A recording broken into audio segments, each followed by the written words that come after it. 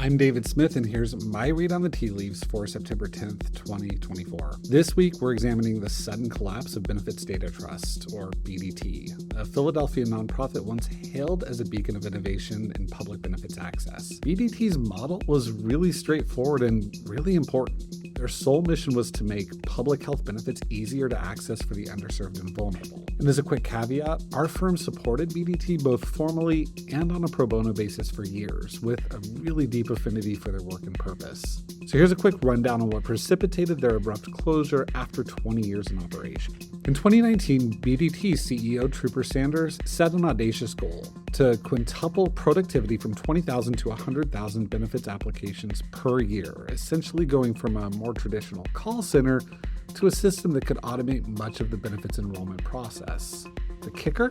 We planned to do this without increasing the workforce. It was a bet on technology, specifically artificial intelligence, to bridge this massive gap. Then in 2022, BDT got some of that magic McKinsey Scott pixie dust in the form of a staggering $20 million gift.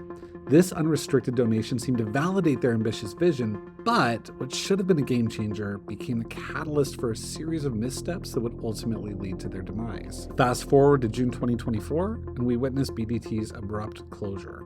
Over 250 employees were left jobless, and hundreds of thousands of beneficiaries were left without a key resource that facilitated the eligibility and enrollment for public benefits. The nonprofit community was shocked. Funders were dismayed, and everyone was left asking, how could an organization fall so far, so fast, especially after receiving such a significant financial boost? And not even just the boost. BDT's 1099 showed net assets of around $32 million at the end of 2022. So the irony here is palpable. In an op-ed at the Philadelphia Citizen, Sanders cautioned against over-reliance on AI and human services, emphasizing the need for human oversight and careful implementation to avoid potential pitfalls. Yet, sources close to the organization suggest that internally, BDT was aggressively pursuing AI solutions to meet its ambitious growth targets. The collapse of BDT isn't just one organization's failure, it's a cautionary tale for the entire nonprofit sector. And it highlights the dangers of unchecked innovation, the allure of tech solutionism, and the pitfalls of prioritizing scale over sustainability. All critical issues that can lead well-intentioned organizations astray.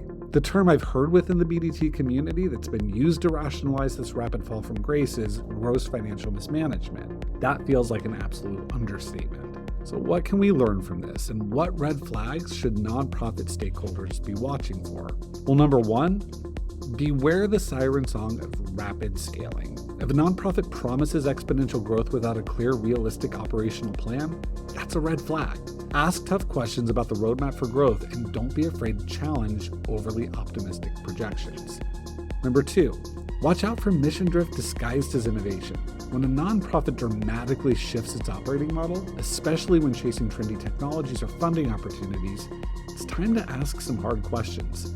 How does this new direction align with the organization's core mission and expertise? What's driving the change, internal data or external pressures?